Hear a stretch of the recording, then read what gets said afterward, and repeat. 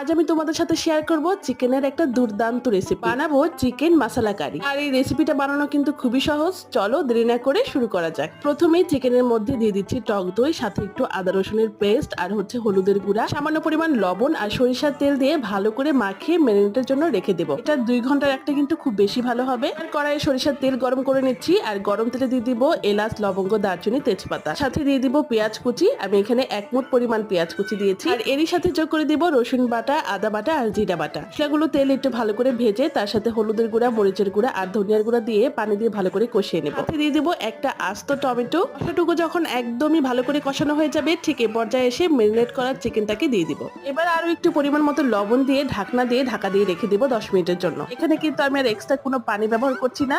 Medium লো হিটে এটা রান্না করে নিব। নামানোর কিছুক্ষণ আগে গরম মশলা ছিটিয়ে দিয়ে আর একটু দমে রেখে দেব। ব্যাস তৈরি হয়ে গেল আমার দুর্দান্ত স্বাদের চিকেন মশলা কারি। ভাত কিংবা